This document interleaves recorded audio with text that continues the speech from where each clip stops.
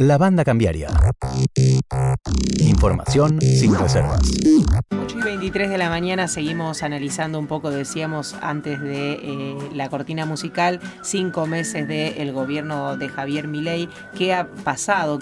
¿Cuál es el recorrido? ¿Cómo ha evolucionado la economía? ¿Se ha cumplido lo que Milei pretende? Se habla de inflación, se habla de superávit, se habla de si se sale o no se sale del cepo. Bueno, todas esas cuestiones que se vienen analizando en el marco de una economía que viene muy planchada, con indicadores que van a la baja, con una economía de la calle que empieza a mostrar otros indicadores más allá de los que se muestran en los números. Y vamos a analizar esta situación y le agradecemos, por supuesto, la comunicación. Estoy hablando del economista Juan Santarcángelo del Centro de Estudios sobre el Desarrollo, la Innovación y Economía Política, que está esta mañana con nosotros. Juan, buenos días. Álvaro Torriglia y Sandra Sicaré te saludan. Hola, ¿qué tal? Buenos días. Gracias por atendernos, Juan. Juan, No, un placer. Juan, en principio queríamos una evaluación tuya de lo que fueron estos 5 meses de Javier Milei en materia económica y un poco en qué punto nos encontramos. Bueno, a ver, creo que el gobierno de Javier Milei está intentando hacer una reconfiguración de la Argentina de una manera notable en términos económicos, políticos y sociales. Creo que el objetivo es intentar reconfigurar de alguna manera el contrato social, la manera en que los argentinos y argentinas hemos vivido durante muchos años, desde el siglo XX para acá, con los altibajos que hemos tenido, y en ese contexto está encarando un proceso de reconfiguración de la economía argentina que en algunos puntos hasta es superior al proceso de reconfiguración que intentó hacer la dictadura militar.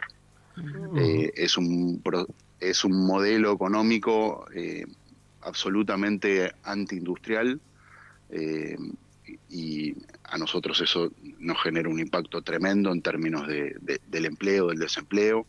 Muchísimos de los indicadores en estos 5 años son un desastre. Estamos en un contexto de una recesión notable, comparable en algunos puntos incluso superior a la del 2001, con caída del salario, con caída del consumo en algunos bienes que parece increíble. No sé, cae la leche, por ejemplo, el consumo de leche, y en realidad son bienes que incluso por el aumento poblacional no podrían caer, porque cada vez somos más argentinos, consumiendo menos es muy difícil que caiga.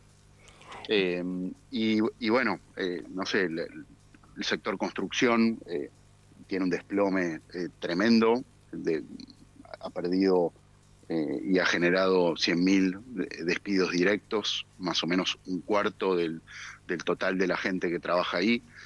Como para tener un parámetro, en el 2001, en la crisis, pasó de 300.000 a 250.000, o sea, 50.000, y ahora ya en 5 meses tenemos 100.000 despidos, caída de jubilaciones. Bueno, la verdad es que la situación es sumamente compleja.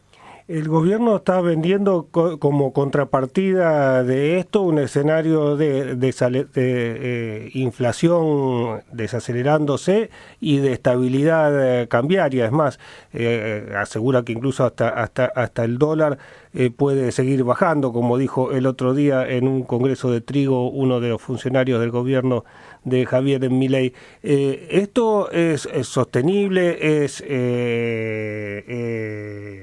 Digamos, se puede mantener en el tiempo? Mira, a ver, hay algunas cuestiones que es importante tener en claro para contestar esta pregunta. En primer lugar, hay que analizar la dimensión estructural que tiene la economía argentina. Es decir, Argentina venía con algunos problemas estructurales importantes, legados de otros gobiernos. Por ejemplo, el nivel de endeudamiento que tiene en nuestro país es tremendo, en gran medida legado del gobierno de Mauricio Macri. Y este gobierno, con todas estas políticas, lo que en realidad logró es generar algo así como 9.000 millones de dólares de reserva. ¿sí? Las reservas más o menos pasaron de 21.000 millones a casi 30.000 millones. Ahora, y para eso logró tener el superávit. Ahora, cuando uno empieza a mirar algunas de estas cuestiones, el superávit es muy difícil de sostener porque está basado en la caída de jubilaciones, en la caída del salario real, en el freno a la obra pública, en el recorte a los subsidios de la energía, etcétera, en el endeudamiento con las empresas energéticas, que según las empresas estiman que la deuda está en torno a los 2.000 millones de dólares. ¿Sí? Entonces, el gobierno de alguna manera juntó como 9.000 millones de dólares, haciendo un ajuste de una brutalidad tremenda sobre la población y no sobre la casta, como en principio se decía durante la campaña. Y vos tenés un superávit que es muy difícil de sostener, tenés un endeudamiento con las empresas energéticas de más o menos 2.000 millones de dólares, tenés la deuda con el Fondo Monetario Internacional. De acá a fin de año empieza a pasar que el fondo envía menos recursos de los que el país tiene que pagar. Tenés pagos por 4.800 millones de dólares. Después tenés el swap con China. El swap con China son 5.000 millones de dólares. Tenés planteada la cuestión de las subas de tarifas de luz que están pisadas. Luz entre el 120 y el 300%. Gas llegan hasta el 500%, las naftas siguen aumentando. Después tenés las importaciones de alguna manera frenadas porque tenés pocos dólares y querés acumular los dólares. Eso se estima que es de 11.000 millones de dólares. Con lo cual, sumando todas las cosas que debés, vos más o menos tenés un rojo de 23.000, 25.000 millones de dólares. Uh-huh. Y con todo el ajuste que el gobierno logró hacer, logró juntar 9.000.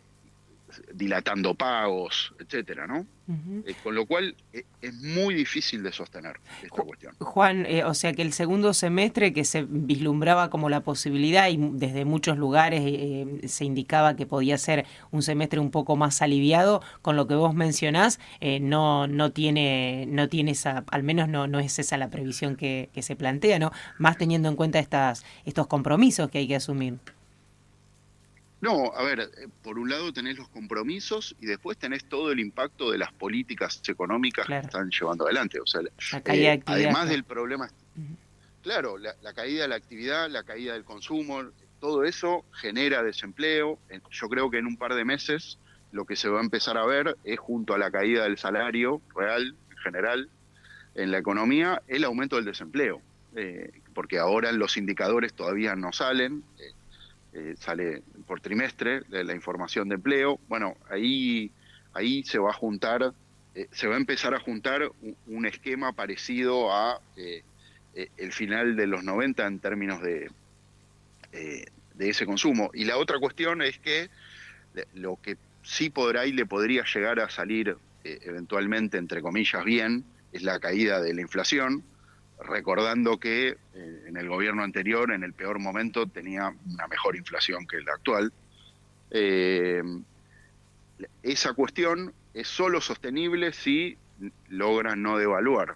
Y la verdad es que tiene muchas presiones devaluatorias, porque el sector agropecuario lo que ha tenido una cosecha que no era tan buena como en su momento se preveía, los precios de los principales productos están a la baja, entonces no le da lo mismo si hay una devaluación y ahí liquidar la cosecha o no. Uh-huh. Entonces las presiones devaluatorias son muy importantes y todas las políticas de nuevo endeudamiento llevadas adelante por el ministro Caputo parecen no estar conduciendo a ningún lado. Nuestras redes sociales. Encontrarnos en Twitter, Instagram y Facebook. Escuchá los podcasts de La Banda Cambiaria en nuestro canal de YouTube y Spotify. La Banda Cambiaria. Durante los primeros meses del gobierno de Javier Milei, o por lo menos apenas asumió, había un consenso empresario bastante fuerte, o por lo menos de las grandes empresas, en función de rodearlo al nuevo presidente. Ahora se están viendo, por ejemplo, ha tenido roces con las energéticas, vos bien decías, por el tema del pago de la deuda. Hay voces críticas, por ejemplo, a la ley bases que surgen de entidades pymes, pero también de algunas grandes empresas. ¿Se está de alguna forma agrietando ese consenso que había de los sectores, digamos, más concentrados del capital en torno del gobierno de Javier Milei? Y lo que pasa es que las políticas económicas que está llevando adelante el actual gobierno son políticas que favorecen centralmente a los grandes capitales, locales y extranjeros. Uh-huh. Ahora, en el RIGI, en el régimen de incentivo a las grandes inversiones, la verdad es que se favorece mucho más al capital extranjero que al capital local. Entonces, eso genera ciertas disrupciones y ciertos conflictos. Lo mismo, por ejemplo, dentro del sector industrial. Dentro del sector industrial, en la UIA, está el presidente Daniel Funes de Rioja, que también es el presidente de la COPAL.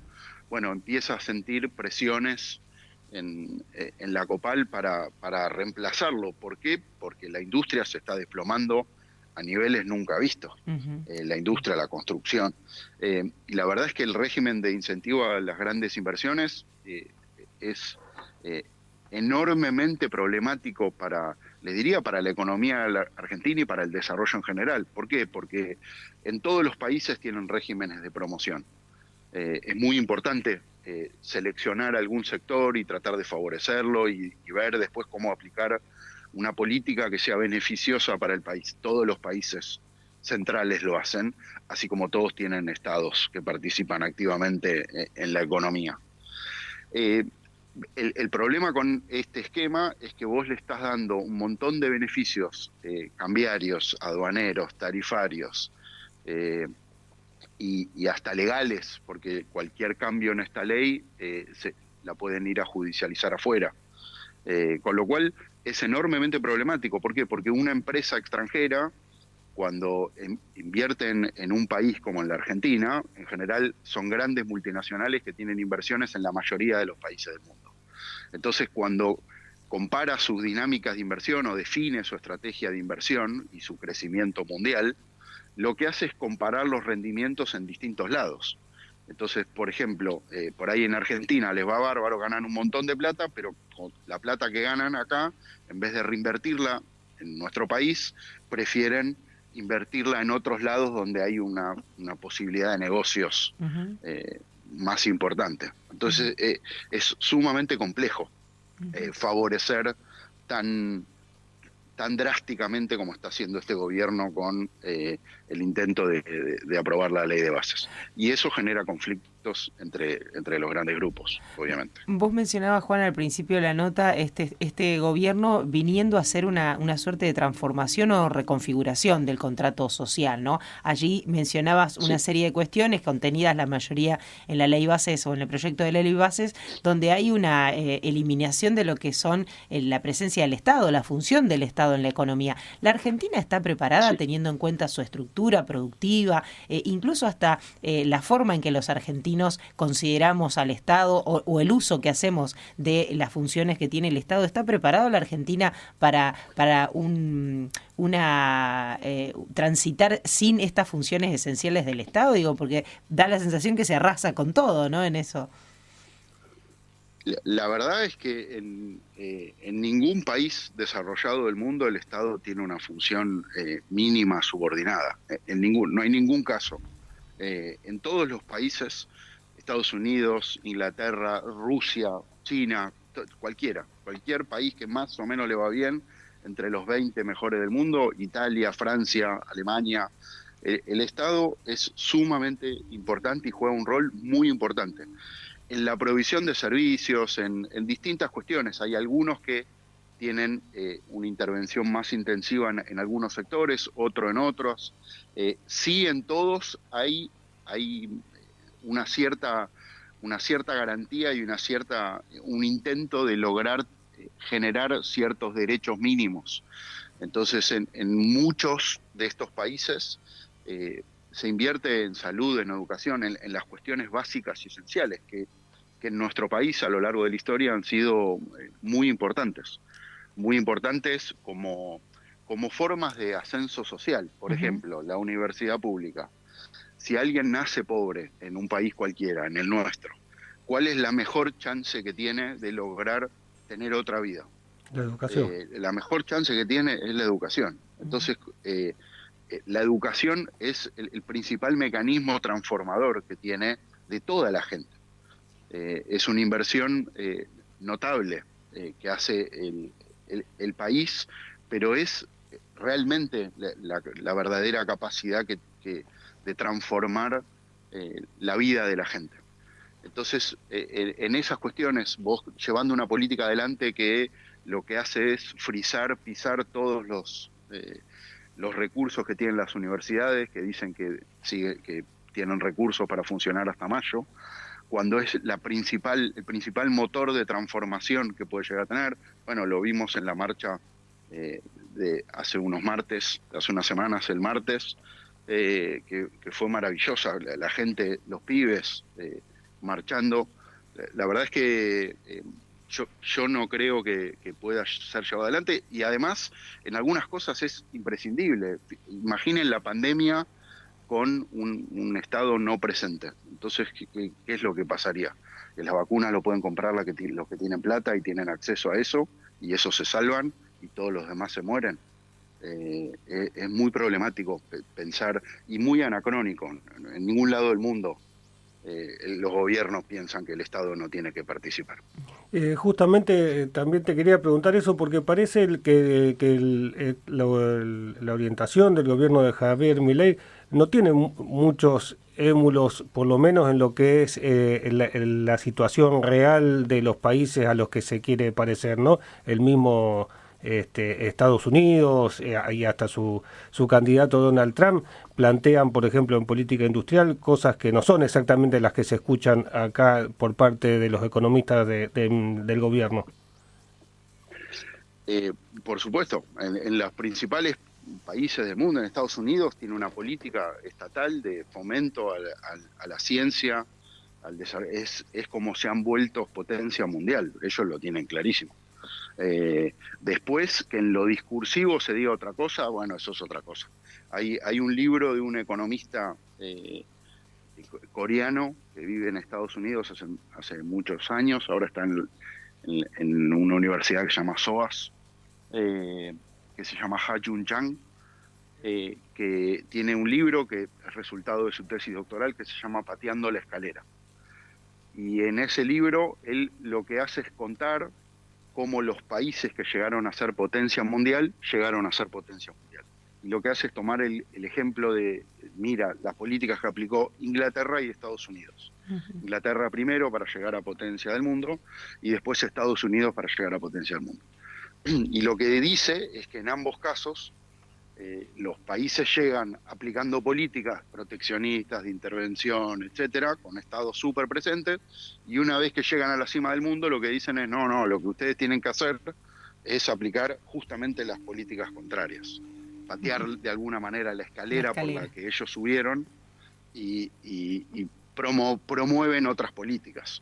Pero la verdad es que no dan el resultado que a priori se prioriza. De hecho, Estados Unidos ahora está intentando hacer una política industrial para tratar de alguna manera lograr alcanzar a China en los niveles de desarrollo que está mostrando China, y en su capacidad de desarrollo industrial inédita. Nunca hizo una inversión tan grande de estímulo, donde el Estado con participación de capitales privados, etcétera, interviene muy fuertemente, sobre todo en el sentido que le quieren dar a la política y al tipo de intervención.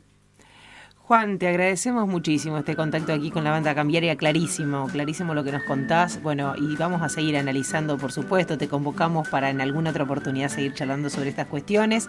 Se cumplían 5 meses del gobierno de Milei y bueno, y gracias por tu análisis. Bueno, muchas gracias a ustedes. Muy amable. Así pasaba Juan Santarcángelo, él es del Centro de Estudios, economista del Centro de Estudios sobre Desarrollo, Innovación y Economía Política. La Banda Cambiaria. La Banda Cambiaria. Un informe semanal de economía local, nacional e internacional. La Banda Cambiaria.